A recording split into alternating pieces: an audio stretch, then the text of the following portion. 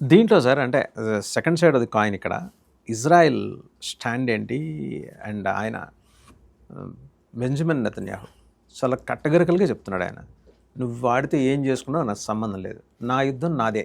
ఆయన అన్నారు ఇవాళ పొద్దున వాళ్ళ స్పీచ్ టు ద నేషన్, వాళ్ళ ప్రజలకు చెప్పారు, మీ సెక్యూరిటీ నా రెస్పాన్సిబిలిటీ, ఈ దేశంని కాపాడుకోవడానికి నా రెస్పాన్సిబిలిటీ, నా క్యాబినెట్ రెస్పాన్సిబిలిటీ. మేము అది ప్రతి దాంట్లో మేము ఫుల్ ఫ్లెజ్గా దాన్ని చూసుకుంటాం. మీకు భయం ఉండకూడదు. హమాస్ కాదు, హూతీలు కాదు, హెజ్బుల్లా కాదు, ఎవ్వడు కూడా మన మీద చేయబెట్టలేడు, ఇంక్లూడింగ్ ఇరాన్ అన్నాడు. వీళ్ళందరూ మేము చూసుకుంటాం. ఇన్ఫ్యాక్ట్ ద ప్రెడిక్షన్ ఈజ్ ఈ వార్ ఇప్పుడు ప్రెసిడెంట్ ట్రంప్ అంటున్నాడు చూడండి 60 రోజులు అని. నెతన్యాహు ఎలక్షన్ అక్టోబర్లో ఉంది, ప్రెసిడెంట్ ట్రంప్ ఏమో నవంబర్లో ఉంది, సెప్టెంబర్ అక్టోబర్లో ఎలక్షన్ ఉంది ఆయనకి.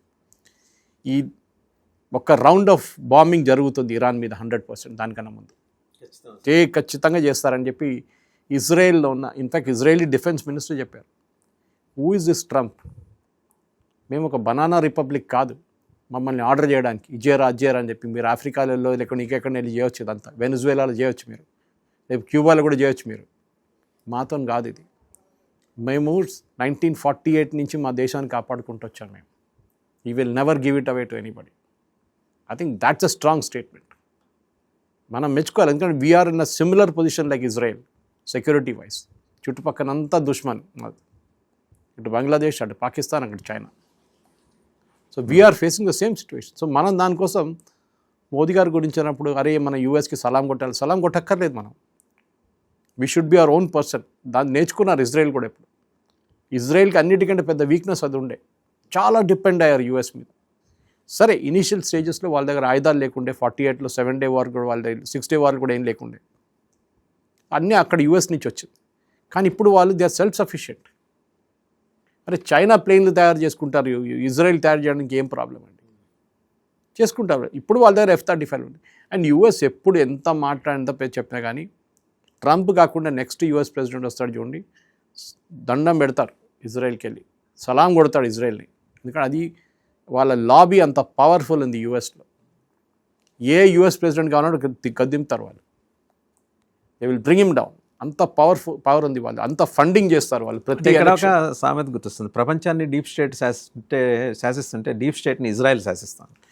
ఇది చాలా క్లేసి. మొన్న నెతన్యాహు 60 Minute ఇంటర్వ్యూలు అన్నారు, which is the most favourite nation of US. మీరు అందరికన్నా ఏ నేషన్లో మీరు పాపులర్గా ఉంటారంటే ఇండియా అన్నారు.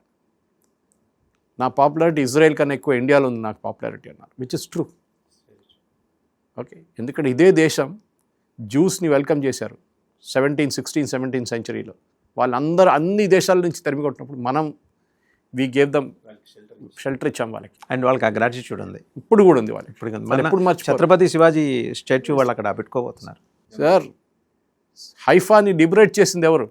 ఒట్టమన్ ఎంపైర్ నుంచి మన 6 soldiers బ్రిటిష్ ఆర్మీలో ఉన్నవారు వాళ్ళు చేశారు. వాళ్ళ హైఫా బుక్స్లో ఉంది, అక్కడ ఇజ్రాయెల్ బుక్స్లో ఉంది, ఇండియన్ ఆర్మీ లిబరేటెడ్ హైఫా అని. ఇప్పుడు అదే హైఫా పోర్ట్ అదానీ దగ్గర ఉంది, అదానికి అప్పగించారు, డెవలప్ చేస్తున్నారు. దట్ ఈస్ ద డిఫరెన్స్ అన్నమాట.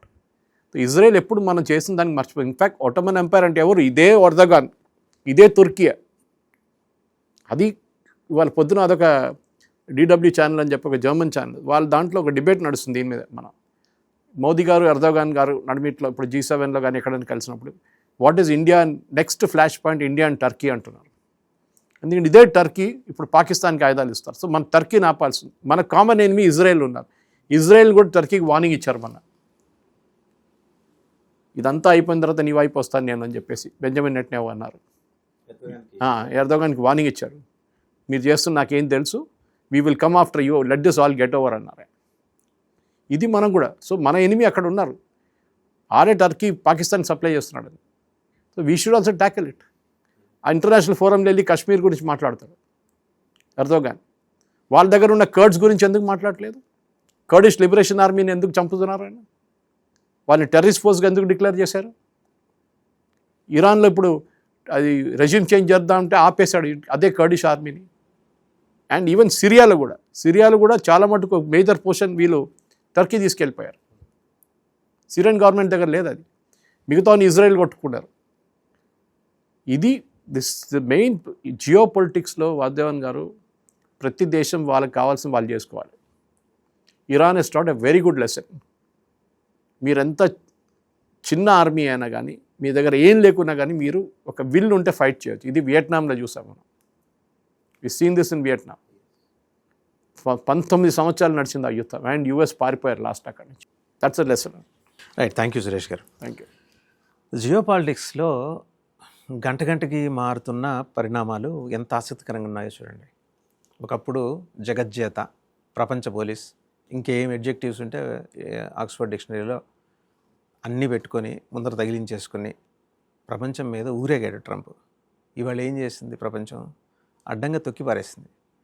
మొహం ఎక్కడ పెట్టుకోవాలో తెలియక సరెండర్ ఎవరికయ్యారో చెప్పుకోవడానికి ఇష్టం లేక ఒక 60 రోజుల పాటు ఈ చర్చలు ఏవో జరుపుతారట అని చెప్పుకుంటూ వస్తున్నాడు. బట్ వాస్తవం చూస్తే ఇరాన్ గెలిచింది. ఇరాన్ గెలవటమే కాదు, ఇరాన్ ప్రపంచ జన హృదయాలను గెలిచింది.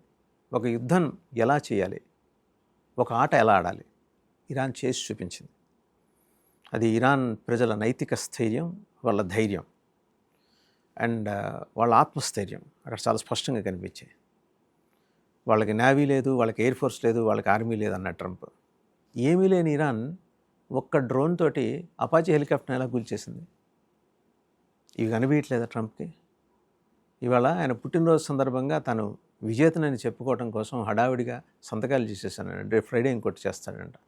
అవతల గాలిబాఫ్ ఇరాన్ స్పీకర్ చేశారు సంతకం.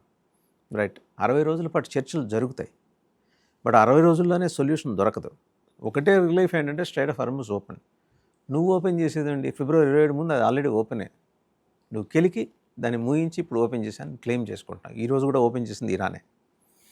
ఇక్కడ ఇరాన్కి సపోర్ట్గా మాట్లాడటం అని కాదు, అంటే ఒక యుద్ధం ఎలా గెలవాలి, యుద్ధ తంత్రం ఎలా రచించాలి. The best army across the globe అని చెప్పుకున్న నీ ఆర్మీ యుద్ధానికి వెళ్ళటం, పారిపోయి వెనక్కి రావటం ఎన్నిసార్లు చూడలా? వియత్నాంలో చూడలేదా? ఆఫ్ఘనిస్తాన్లో చూడలేదా? ఎక్కడ చూడలేదు. సో జగజ్జేతనని విర్రవిగకు. అలెగ్జాండర్ కూడా ఇలాగే విర్రవిగి ఖాళీ చేతులు 2 ఇలా బయటపెట్టి వెళ్ళిపోయాడు. ఇవాళ ట్రంప్ కూడా అది చేయబోతున్నాడు. ఖాళీ చేతులు చూపించి మరీ వెళ్ళిపోతున్నాడు. ప్రపంచానికి అమెరికా నుంచి నేర్చుకోవాల్సినవి, అలాగే ఇరాన్ ఎలా యుద్ధాన్ని గెలవాలో చేసి చూపించింది. ఇవన్నీ ప్రపంచ దేశాలు, ప్రత్యేకించి మనం గమనించాలి. సో ఆల్టర్నేటివ్ రిసోర్సెస్ ఎక్కడ వెతుక్కోవాలనే దానికి సంబంధించి సంక్షోభం నుంచి అవకాశాలు సృష్టించుకోవడం అంటారు. ఇరాన్ సంక్షోభం నుంచి మనలాంటి దేశాలు అవకాశాలు సృష్టించుకోవాలి. అది ఎలా సృష్టించుకోవాలో సురేష్ కోచట్ల గారు ఇప్పుడు దాకా చెప్పుకుంటూ వచ్చారు.